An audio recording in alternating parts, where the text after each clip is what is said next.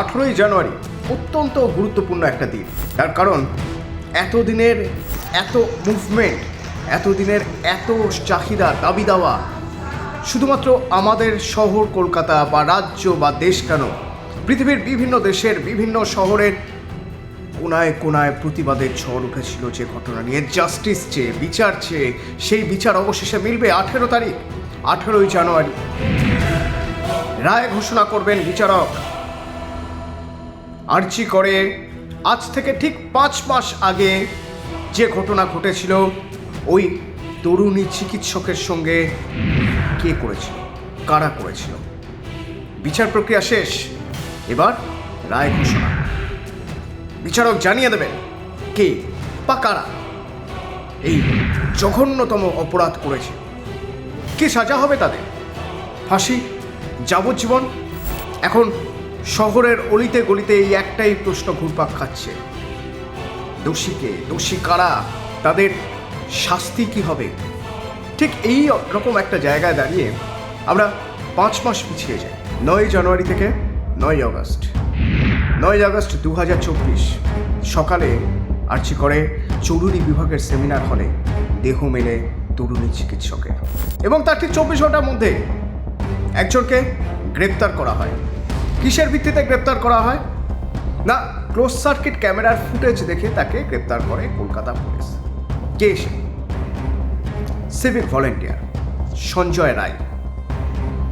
কিন্তু সেদিন যে ঘটনা ঘটেছে, সেই ঘটনায় নিরাপত্তার অভাব বোধ করেছেন চিকিৎসকরা। শিউরে উঠেছেন তারা, প্রত্যেকটা মানুষ শিউরে উঠেছে। কর্মক্ষেত্রে এইরকম হতে পারে, এরকম নৃশংসভাবে কারো মৃত্যু হতে পারে, তার উপর এরকম নৃশংস অত্যাচার হতে পারে। মেয়েরা কোথায় সুরক্ষিত? আর কবে সুরক্ষিত হবে? নিন্দা, সমালোচনা, প্রতিবাদের ঢেউ শহরের রাজপথে আছড়ে পড়ে। এরই মাঝে যদি আমরা দিনগুলো মনে করি, তাহলে দেখব 12ই আগস্ট 2024, অর্থাৎ ঘটনার ঠিক 3 দিন পরে নিহতের বাড়িতে যান মুখ্যমন্ত্রী মমতা বন্দ্যোপাধ্যায়। তার পরিবারের সঙ্গে, মা বাবার সঙ্গে কথা বলেন। ঠিক ওই দিনই অত্যন্ত গুরুত্বপূর্ণভাবে আরজি করের অধ্যক্ষ সন্দীপ ঘোষ স্টেপ ডাউন, পদত্যাগ। এই সন্দীপ ঘোষ ভীষণভাবে জড়িত ঘটনার সঙ্গে। বিভিন্ন মহল থেকে এই অভিযোগ উঠেছে যে একজন প্রিন্সিপাল, তিনি দায় এড়াতে পারেন না। হাসপাতাল চত্বরে এরকম একটা ভয়ানক ঘটনা ঘটে গেল, তিনি কিভাবে দায় এড়াবেন? তিনি জানতেন না, এটা বিশ্বাস করতে হবে, এটা মেনে নিতে হবে যে তিনি কিছুই জানেন না। বিভিন্ন জায়গা থেকে অভিযোগ উঠেছে সন্দীপ ঘোষ এই ঘটনার সঙ্গে ওতপ্রোতভাবে জড়িত কিনা তা তদন্ত করে দেখা হোক। 14ই আগস্ট, 15ই আগস্ট স্বাধীনতা দিবসের ঠিক আগের রাতে প্রতিবাদ শ্যামবাজার 5 মাথার মোড়ে, প্রতিবাদ আরজি করের সামনে। তারই মাঝে কে বা কারা যেন আরজি করে ভাঙচুর চালালো। প্রতিবাদের আগুন দ্বিগুণ হয়ে উঠল। শহরের বিভিন্ন জায়গায় রাত জেগে প্রতিবাদ শুরু হলো, চলল। শুধু শহর কেন, রাজ্যের গণ্ডি পেরিয়ে দেশের বিভিন্ন জায়গায়, ভারতের গণ্ডি, দেশের গণ্ডি পেরিয়ে পৃথিবীর বিভিন্ন জায়গায় প্রতিবাদ, প্রতিবাদ, প্রতিবাদ, প্রতিবাদ দিনের পর দিন। শুধুমাত্র জুনিয়র চিকিৎসকরা তো নন, তার সঙ্গে আম আদমি, নাগরিক প্রতিবাদে সামিল হয়েছেন দিনের পর দিন। আমাদের সেসব কিছুই মনে রয়েছে, খুবই টাটকা সেসব। কেন এই প্রতিবাদ? ওই জঘন্য ঘটনার প্রতিবাদ, এবং তার পাশাপাশি বিচার, বিচার চাই, বিচার। সিবিআইকে তদন্তভার দেওয়া হলো, কিন্তু আবার কিছু মহল থেকে এই প্রশ্ন উঠতে শুরু করলো, সিবিআই এর নিরপেক্ষতা আছে তো? কেস গেল সুপ্রিম কোর্ট পর্যন্ত, বিচার প্রক্রিয়া শুরু হলো। আমরা যদি হিসেব করে দেখি, 11ই নভেম্বর আরজি করের ঘটনার বিচার প্রক্রিয়া শুরু হয়েছিল। এরপর চলে টানা শুনানি, 2 মাস ধরে এই শুনানি চলেছে। এবং তদন্তকারী সংস্থা অর্থাৎ সিবিআই এর আগেই চার্জশিট দিয়েছিল, আর সেখানে ওই সিভিক ভলেন্টিয়ার সঞ্জয় রায়কেই অভিযুক্ত বলা হয়েছিল।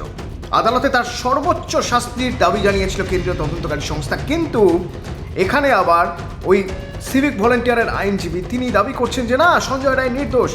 আমরা সেই ছবিও দেখেছি, সঞ্জয় রায়কে যখন আদালত চত্বর থেকে বের করা হচ্ছে, তিনি বারবার বলছেন তাকে ফাঁসানো হয়েছে, ফ্রেম করা হয়েছে তাকে, তিনি নির্দোষ, ষড়যন্ত্রের শিকার।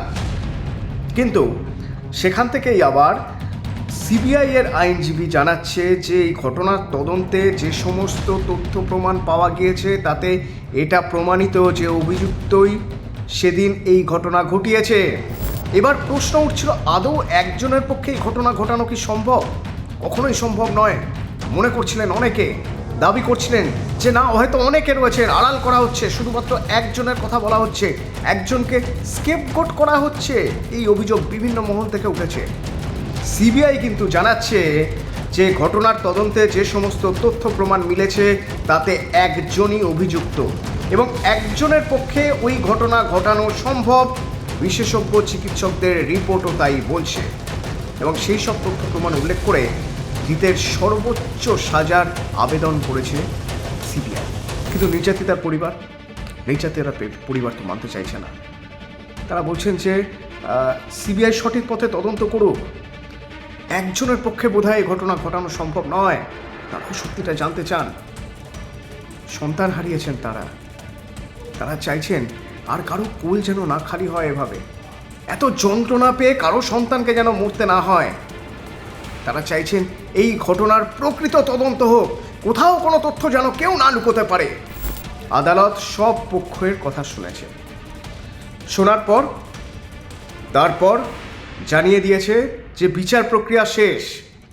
যে পক্ষের যা যা বলার ছিল সব তারা শুনেছেন, যা যা সাক্ষ্য গ্রহণ করার ছিল সব সাক্ষ্য গ্রহণ করেছে এবং যা যা নথি তুলে ধরা হয়েছে সেই সব নথি থেকে এবার তারা একটা জায়গায় পৌঁছবেন যেখান থেকে রায় ঘোষণা করা যায়। আর সেই রায় ঘোষণা হবে শনিবার 18ই জানুয়ারি। সারা পৃথিবী তাকিয়ে রয়েছে এই রায়ের দিকে। কি রায় হয়, কে দোষী, কারা দোষী, কী শাস্তি রয়েছে তাদের জন্য, আইনের সংস্থানে কী শাস্তি রয়েছে, আইন তাদের কী শাস্তি দেবে। এরকম একটা জঘন্যতম ঘটনা, বিরলের মধ্যে বিরলতম ঘটনার কথা বলেছিলেন বিচারপতি যখন দিল্লির নির্ভয়ার কেস হয়েছিল। বলেছিলেন যে এই ঘটনা যারা ঘটিয়েছে তা বিরলের মধ্যে বিরলতম অপরাধ এবং সেইভাবেই তার বিচার হয়েছে এবং সেই অনুযায়ী শাস্তি দেওয়া হয়েছে। এক্ষেত্রে বিচারক কী বলবেন? আমাদের সবার নজর রয়েছে 18 তারিখে। বিচার মিলবে? নির্ভয়া, তিলোত্তমা, যে নামেই ডাকুন না কেন, সঠিক বিচার হবে? রায়ে কি থাকবে, কি সাজা হবে দোষী যে বা যারা তাদের? নতুন করে প্রতিবাদের ঝড় শুরু হয়েছে। বিভিন্ন জায়গায় মানুষ প্রতিবাদ করছেন নিজের মতো করে, আলোচনা শুরু করেছেন। আইন ব্যবস্থা, বিচার ব্যবস্থা, তদন্ত ব্যবস্থা, এই সব কিছু নিয়ে। এবং এরই মাঝে নতুন করে বারবার এক কথা উঠে আসছে, আমাদের সমাজের পরিকাঠামোয় কোথাও কি ঘুম ধরে যায়নি যার জন্য এই ধরনের ঘটনা ঘটছে? এই একটা ঘটনায় অন্তত এমন দৃষ্টান্তমূলক শাস্তি হোক যাতে ভবিষ্যতে এই ধরনের ঘটনা আমাদের না বলতে হয়, না শুনতে হয়, না আলোচনা করতে হয়। নজর 18 তারিখে। হয়তো 18 তারিখেই জানা যাবে যে আমাদের দেশের আইন ব্যবস্থা ঠিক আইনের কোন সংস্থান রেখেছে এই অপরাধী বা অপরাধীদের জন্য, যাতে অন্তত ভবিষ্যতে এই ধরনের অপরাধ আর না ঘটে বা কম হয়। অপরাধ করার আগে অপরাধীরা যেন আরও 10 বার ভাবে।